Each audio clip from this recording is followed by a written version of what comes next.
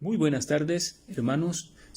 Continuamos nuevamente con nuestra serie La salvación es de Jehová, y pues este sería ya el video número 7 de esta serie. Y estamos dando aquí lo que es la segunda parte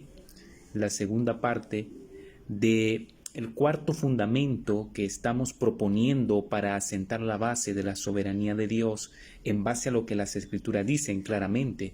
Y hemos estudiado ya que Dios es dueño de todo en este cuarto fundamento, y hemos dado una gran lista de textos bíblicos que han comprobado lo que nosotros hemos dicho. También al mismo tiempo vimos el control que Dios tiene sobre la naturaleza, el control que Dios tiene sobre la raza humana, el control que Dios tiene sobre los gobiernos humanos. Hemos visto textos y hemos interactuado con ellos y hemos reflexionado acerca de ellos, como textos como Proverbios 21:1, que dicen que el corazón del rey está en las manos de Jehová, así como un río cuando se desborda. Y hemos podido reflexionar que si el corazón de un rey, que es un alto mandatario, alguien que tiene poder, que ejerce poder y que tiene una gran autoridad, es movido por Dios, así de esa manera, de tal magnitud, de tal forma lo expresa la Biblia, cuanto más nosotros, que somos simples mortales, que somos simples criaturas, somos simples personas comunes y corrientes. Entonces creo yo que es innegable que el control de Dios es soberano. Pero sin embargo entramos en otro problema que necesitamos resolver. Y claramente, a medida vayamos estudiando y metiéndonos más y profundizando en todos estos temas del libre albedrío, de la presciencia, de la predestinación, de la elección, de la depravación humana y todos los temas que vamos a abordar en esta serie, claramente que vamos a tener un mayor entendimiento acerca del problema que vamos a enlistar en estos momentos. Y ese es el problema de la maldad. O sea, sobre la maldad. Dios también controla la maldad, porque nosotros hemos dicho que el control de Dios es absoluto y es soberano. Entonces, aquí nosotros queremos basarnos únicamente en lo que las Escrituras establecen y no en nuestros sentimientos, que son relativos, que son subjetivos, en nuestros sentimientos, sino que queremos tener un punto de referencia. Ese punto de referencia es la Biblia. Queremos tener un parámetro, un estándar objetivo de verdad en el cual nosotros nos vamos a basar para decir que esto es así o no es así. Así que nuestro estándar, nuestro parámetro, nuestro rector es la Sagrada Escritura. Y entonces pasemos a ver este tema. Pasemos a ver este tema de si Dios controla o no controla sobre la maldad. Claramente, la posición que nosotros tomamos es una posición compatibilista. La posición compatibilista, que también se conoce como la posición clásica reformada. Esta posición no la tomamos porque hombres la hayan propuesto. Claramente hay muchos hombres de Dios que han llegado a descubrir estas grandes verdades en la Biblia, pero la tomamos porque bíblicamente hablando es la doctrina o el punto de vista más consistente y más congruente con lo que las Escrituras dicen. Entonces vamos a decir lo que queremos decir con esta doctrina, con esta enseñanza de que Dios tiene el control incluso sobre la maldad, pero también quiero decir lo que no queremos realmente decir para que no se vaya a distorsionar o se vaya a malinterpretar lo que nosotros estamos aquí esgrimiendo o lo que nosotros estamos aquí señalando. En primer lugar, Dios nunca obliga a nadie a pecar. Sí creemos. Claro que creemos que Dios tiene un control sobre la maldad, porque Él es el soberano, Él es el supremo, Él es el Dios todopoderoso y Él es soberano absoluto. Su soberanía no está limitada, Él tiene el control de todo, pero no estamos diciendo, no queremos que eso se malinterprete, que no queremos que se malentienda, no estamos diciendo que Dios obliga a alguien a pecar. Dios nunca obliga a nadie a pecar, y si alguien tiene duda de eso puede ir a Santiago capítulo 1 versículo 10 al 13 y se va a dar cuenta que Dios no tienta a nadie, ni Él mismo es tentado por el mal, porque en Él no hay mal. Él es santo por naturaleza. Tampoco se le puede, número 2, tampoco se le puede acusar a Dios en base de su soberanía de ser el autor del pecado. No podemos acusar a Dios en base de su soberanía de ser Él el autor del pecado. De ninguna forma. Las personas pecan porque tienen naturalezas pecaminosas. Sin embargo, aquí también es necesario apuntar este punto importante: nadie puede pecar sin que Dios lo permita. Esa es otra realidad. O sea, tenemos que ir y ver lo que las Escrituras dicen en su totalidad. Sí, es cierto, la Biblia enseña que Dios no es el autor del pecado, la Biblia enseña que Dios no se mofa de sus criaturas cuando sufren, que Dios no está feliz, que Dios no está alegre. Dice Dios que Él no quiere la muerte del impío. Él no se alegra de ver del sufrimiento de alguien. Tampoco Él está de acuerdo con el pecado. Tampoco Él causa pecado, causa incredulidad en el corazón de las personas. No, de ninguna forma, no es lo que estamos queriendo decir, pero sin embargo nadie puede pecar sin que Dios lo permita. O sea, el hecho de que alguien peque indica que Dios ha permitido que esa persona peque, aunque Dios no sea el autor del pecado. Las Escrituras nos revelan que hasta las mismas circunstancias, ese es otro punto muy importante, las Escrituras nos revelan que hasta las mismas circunstancias del acto de pecar están bajo el control soberano divino. Todas las circunstancias, todos los planes, el momento, el tiempo, el espacio, lo que se llevó a cabo, los objetos, los referentes, todo está bajo el escrutinio divino. Está bajo el control divino. Y vamos a establecer todo esto en base a texto bíblico. En la mano divina está el poder para impedir o permitir el pecado del hombre. O sea, Dios puede impedir que el hombre peque. Claro que sí. Dios puede impedir una tragedia. Claro que sí.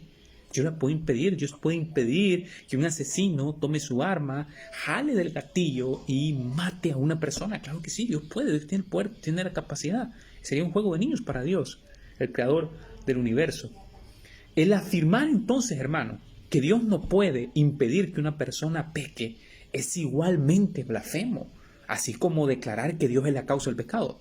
Así como decir que Dios es la causa del pecado es una blasfemia, también es una blasfemia decir que Dios no puede impedir que el hombre peque, porque Dios, pues, es poderoso, es soberano, tiene un control absoluto, tiene un control providencial. Entonces aquí surge una pregunta y quiero ir detenidamente. Por eso voy detenidamente, no importa si tenemos que hacer otro video más. Y vamos a llevar una tercera parte del cuarto fundamento. Pero quiero que se comprenda lo que estamos queriendo decir. Aquí surge entonces una pregunta. ¿Cómo limita Dios el pecado y controla las circunstancias de su manifestación sin incurrir en la culpa de ser la causa del pecado? Entonces, ¿cómo es? Aquí viene esa pregunta. Si Dios no es la causa del pecado, pero también sabemos que es blasfemo decir que Dios no tenga la capacidad de impedir el pecado. Claro que Él tiene el poder, claro que Él tiene la capacidad de impedir que el ser humano peque. Pero entonces, ¿cómo limita Dios el pecado? Y al mismo tiempo, ¿cómo controla las circunstancias de la manifestación del pecado? Sin incurrir claramente en la culpa del pecado, o sea, sin que Él sea el autor del pecado. ¿Cómo es que Él restringe el pecado? ¿Cómo es que Él usa el pecado? ¿Cómo es que Él controla el pecado? Entonces, ¿qué es lo que sucede? Y que aquí pues queremos ilustrarlo. Vamos a tratar de ilustrarlo con una analogía. Miremos esto. Cuando un ratón es puesto en una jaula, siempre explora los límites de ella. Raras veces se sienta el ratón en medio de la jaula, porque su ambiente natural es lugares encerrados, como sus túneles bajo la hierba. Dios lo hizo así, es la naturaleza del ratón. Los ratones están más cómodos cuando están en contra de algo. Si uno quiere ver correr a un ratón en círculo, basta únicamente con ponerlo en una jaula circular. Los movimientos de los ratones, lo que estamos queriendo decir es que los movimientos de los ratones son predecibles. Y eso no es ninguna violación a la naturaleza o el poder de actuar. De ninguna manera. Entonces, esto es análogo a lo que sucede con la soberanía de Dios y la responsabilidad humana. Sucede igual con el hombre. Dios controla las acciones pecaminosas de los hombres. ¿Cómo las controla? Bueno, basta con arreglar los momentos, las circunstancias envueltas en los actos. Basta con eso. Por su conocimiento íntimo de la naturaleza y carácter de las personas involucradas, Dios queda en el control de todo sin que nadie pueda culpar a Dios de ser el autor del pecado. O sea, Él tiene el conocimiento de todo. Él conoce nuestro corazón, Él conoce nuestros deseos. Y obviamente nuestros deseos, antes de venir a Cristo, incluso muchas veces ya en Cristo, no son correctos, no son santos, para nada puros, son deseos impuros. Imagínense una persona muerta en sus delitos y pecados, que es un tema que vamos a estudiar cuando veamos la depravación total y examinemos bíblicamente la naturaleza humana, los efectos de la corrupción, los efectos de la caída. Cuando nosotros examinemos a plenitud ese tema, nosotros vamos a ver realmente qué tan feroces son los efectos del pecado, qué tan drásticos, qué tan radicales, porque lamentablemente muchas corrientes teológicas hoy tratan de minimizar o disminuir los efectos de la caída. Entonces, Dios queda en control de todo sin que nadie pueda inculparle a Él de ser el autor del pecado. Claramente Dios conoce el corazón de las personas, Dios conoce los sentimientos, Dios conoce todos los impulsos, las motivaciones de las personas, y Dios también crea las circunstancias para que sus propósitos se lleven a cabo y que el hombre sea 100% responsable de lo que está haciendo sin Dios ser el autor del pecado. Las escrituras, pero sin embargo, las escrituras abundan en ejemplos, y aquí necesitamos ser 100% bíblicos. La Biblia abunda en ejemplos del control divino sobre la maldad. Y voy a ir rápido, voy a tratar de ir algo rápido, para que usted pueda ver la gran cantidad de textos bíblicos que hablan del control que Dios tiene de la maldad.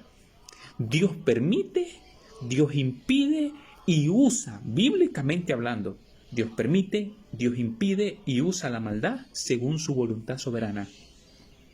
Quizás el ejemplo mayor, el ejemplo más destacado de esto, es la entrega y la crucifixión de Cristo. Miremos lo que el mismo Jesucristo dice en Mateo capítulo 21, versículo 42, haciendo referencia a todo lo que Él le tocó vivir, su flagelo, los clavos, las espinas, las escupidas, las bofetadas y todo lo que Cristo sufrió. Formaba parte del plan de Dios y todo lo que Dios había ordenado y orquestado desde la eternidad. Es algo terrible, el crimen más grande de la historia, pero sin embargo, que es el crimen más grande de la historia también fue ordenado por Dios. Miremos lo que Cristo dice en Mateo 21, 42. Jesús les dijo: ¿nunca leísteis en las Escrituras: la piedra que desecharon los edificadores ha venido a ser cabeza del ángulo? El Señor ha hecho esto y es cosa maravillosa a nuestros ojos. Mateo 21, 42, o sea, tanto la humillación de Cristo como la exaltación de Cristo formaban parte del plan soberano de Dios. Obviamente, las personas que mataron a Jesús, que clavaron a Jesús, las personas que metieron en el costado la lanza a Jesús, que le pusieron las coronas de espinas como burla, que se rifaban a la suerte sus trapos, sus vestiduras, sobre sus vestidos echando suertes en cumplimiento de la profecía. Ellos no lo hacían realmente con un corazón bondadoso, con un corazón lleno de amor y misericordia hacia la persona de Cristo, hacia su prójimo. No, de ninguna manera. Toditos sus movimientos, que fríamente calculados por la Biblia, nos dan evidencia de que en su corazón estaba lleno de maldad, estaba lleno de iniquidad, eran inicuos, pecadores, malvados, y cada una de las acciones reflejaba lo que había en su corazón. Pero el rechazo de Cristo por los judíos, es necesario entenderlo, fue parte del propósito mismo, fue parte de la voluntad misma de Dios, fue parte de ese propósito, la voluntad de Dios. Y eso es lo que no podemos negar, eso es lo que es innegable. No solo es que Dios sabía de antemano que esto iba a suceder, no solamente es eso, sino que el Señor ha hecho esto. Eso es lo que dice Jesús. Dios ha hecho todo esto. Todo lo que ha sucedido conmigo, con mi persona, todos los azotes, todas las persecuciones, todas las calumnias, todo esto Dios lo ha hecho. Dios lo ha orquestado. Sin embargo, los líderes de los judíos actuaban conforme a sus propios deseos, sin influencias externas de parte de Dios. Ahí está también la responsabilidad humana. Hay quienes han dicho que los calvinistas niegan la responsabilidad humana. Quienes han dicho que los reformados negamos el libre albedrío del hombre. No, y vamos a estudiar eso más adelante. Nosotros no negamos el libre albedrío del hombre. Simple y sencillamente no creemos en conceptos humanistas, antropocéntricos, centrados en el hombre acerca del libre albedrío. No creemos en terminología psicológica que nos venga a querer dar cátedra y filosofía fallida acerca de lo que es el libre albedrío. Creemos en lo que las Escrituras dicen. Y claramente la razón misma, ¿verdad? Y la evidencia que tenemos a favor de lo que realmente ha sucedido con los efectos de la caída. Entonces, obviamente no es que negamos la responsabilidad del hombre, aquí está claramente.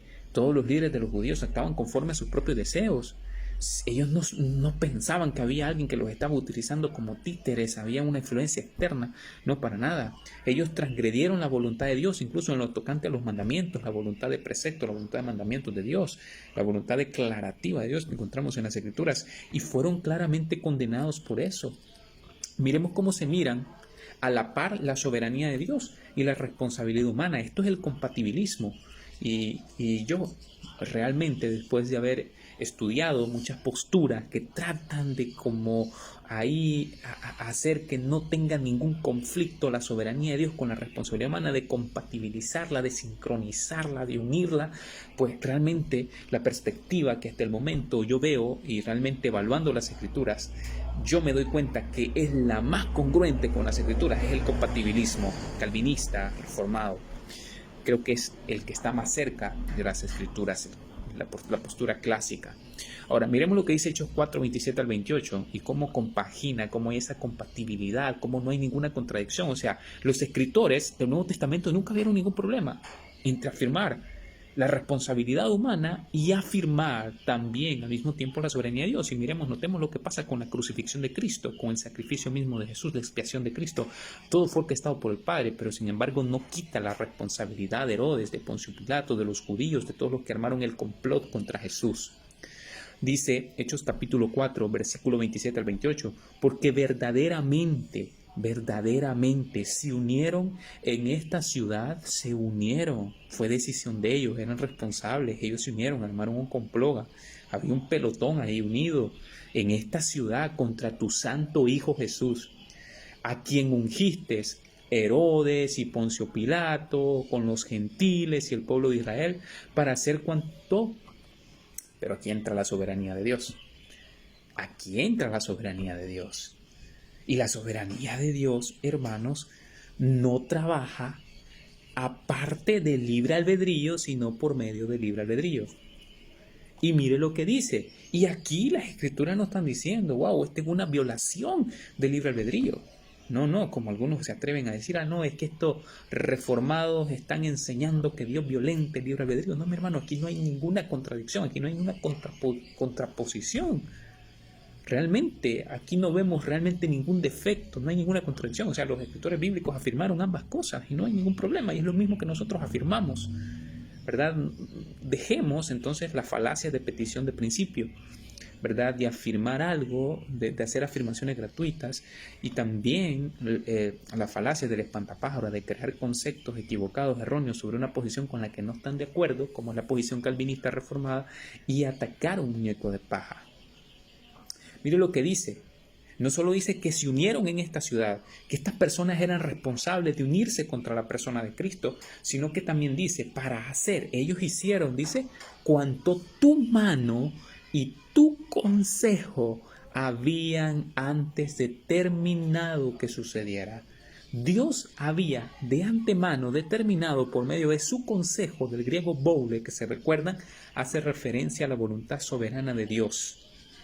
Todo lo que pasó fue en base al decreto, a ese gran decreto divino de Dios hecho desde la eternidad.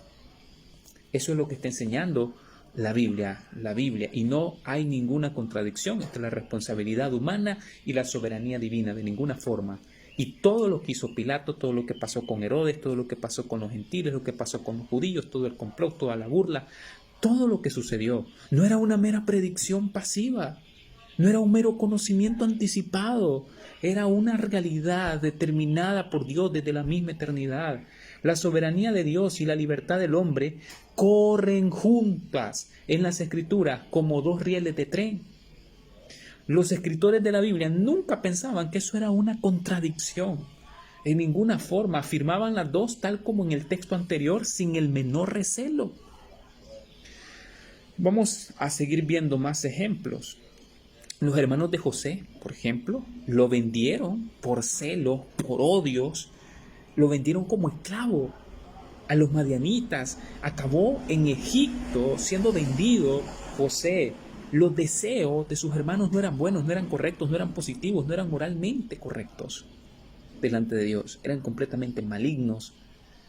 Pero sin embargo, aunque, mire, en el corazón y en la mente de los hermanos de José, cuando vendieron a José. De ninguna forma y en ningún momento pasó que lo que ellos estaban haciendo era la voluntad de Dios. En ningún momento ellos querían hacer la voluntad de Dios en sus mentes. Sin embargo, miren las escrituras cómo describen este acto traicionero, lo describen como un acto divino. Mire lo que dice Génesis 45:8 y Génesis 50:20. Dice, así pues, no me enviasteis acá vosotros, sino Dios, dice José. No me enviasteis acá vosotros, sino Dios. Mire lo que dice Génesis 50:20. Vosotros pensasteis mal contra mí, ustedes actuaron mal, ustedes actuaron con maldad, pero Dios es tan omnipotente, Dios es tan soberano que de la maldad Él es experto en sacar un mayor bien. O sea, Dios mismo controla la maldad y la misma maldad, Dios es tan soberano que la misma maldad juega en favor del cumplimiento estricto de la soberanía de Dios para su gloria.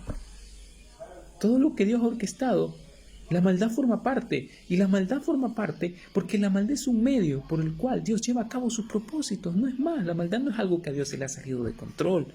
Claro que no en lo absoluto. Vosotros pensasteis mal contra mí, mas Dios lo encaminó a bien. Seguimos viendo ejemplos.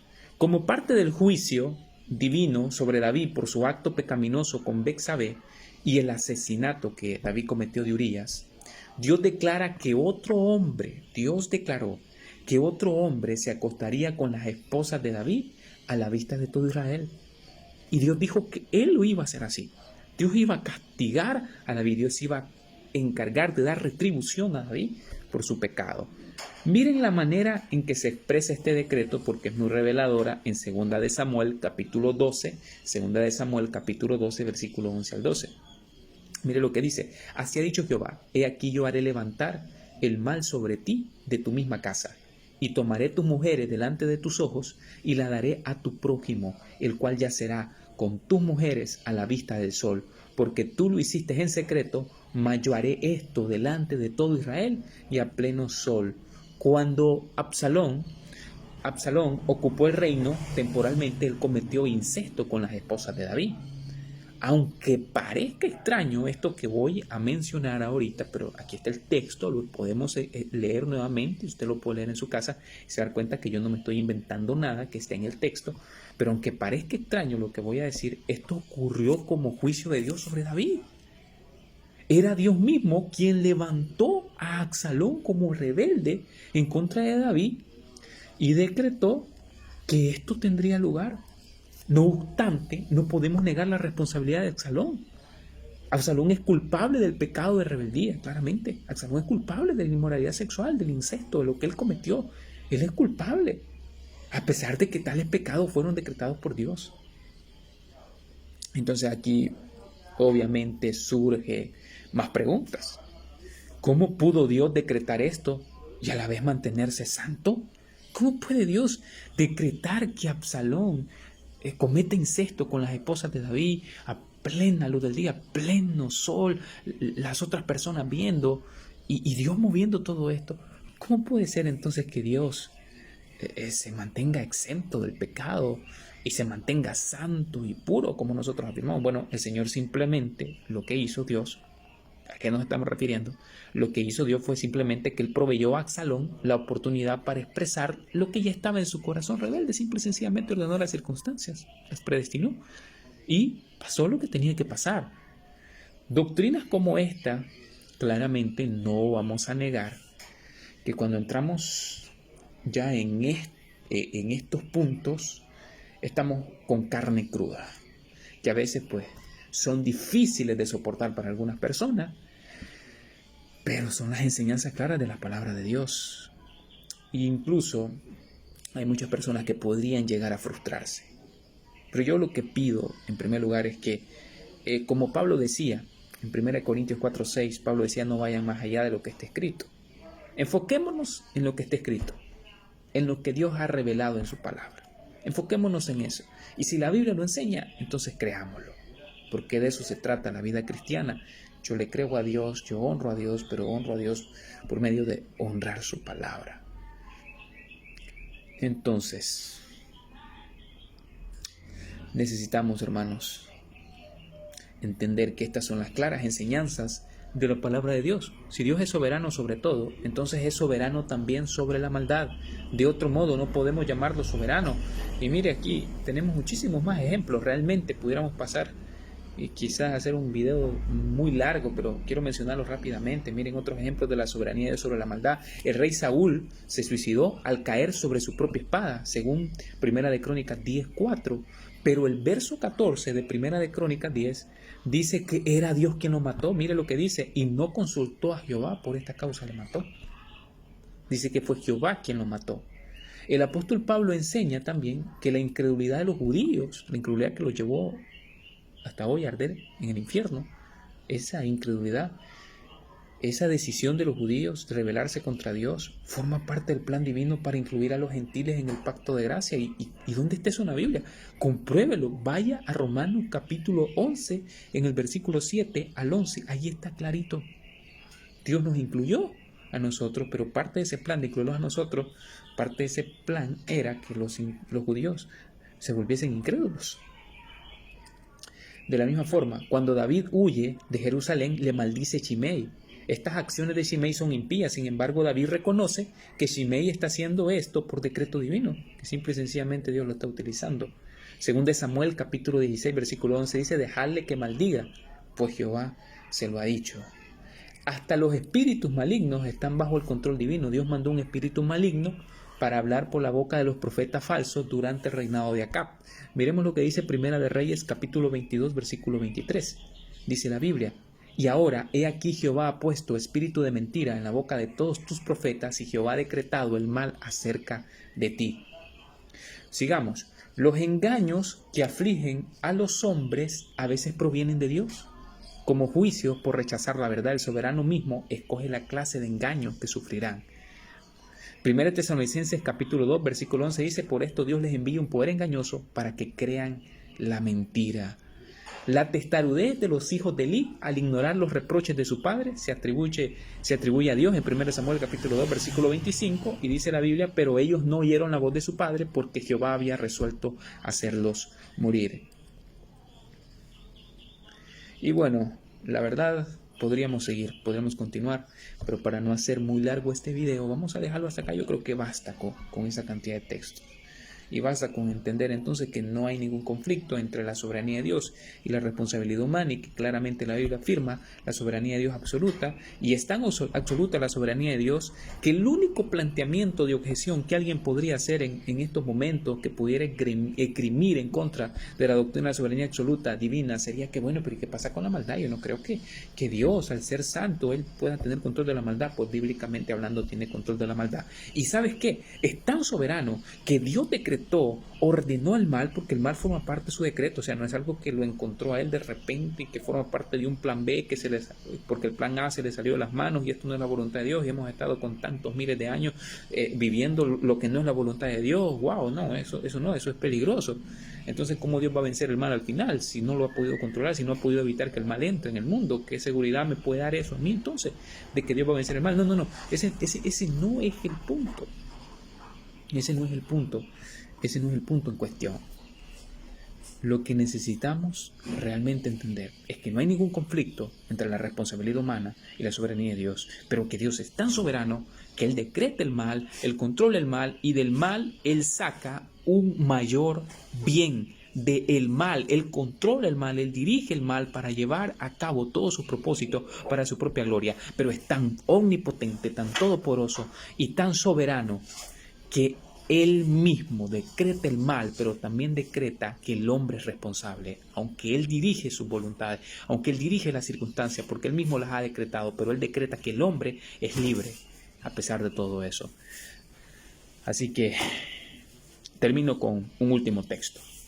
Un huracán destruye un pueblo. Un deslave entierra una aldea. Hay terremotos, hay tsunamis, hay catástrofes, hay violencia. Bueno, Amós, capítulo 3, versículo 6, cláusula B, dice: ¿habrá algún mal en la ciudad, el cual Jehová no haya hecho? Y con esto, pues, yo finalizo. Y espero vamos a continuar con esta serie, Vamos a seguir estudiando, vamos a estudiar el libre albedrío también más de cerca, vamos a estudiar la teoría de la presciencia, vamos a estudiar la depravación total y vamos a seguir estudiando muchos temas, ¿verdad? Para que podamos comprenderlos de una mejor manera, pero en conformidad a la Biblia, no como yo quiero, como a mí me gusta. Hay temas que quizás a usted no le van a gustar, no le van a disgustar, no le van a generar realmente placer como el que usted quisiera, pero sus sentimientos, recuerde que sus sentimientos son relativos, son subjetivos y sus sentimientos no son el estándar de la verdad. El estándar de la verdad es la Biblia y usted debe de sujetar sus sentimientos a la Biblia y no la Biblia sujetarla a sus sentimientos o a sus experiencias. Así que el Señor le bendiga.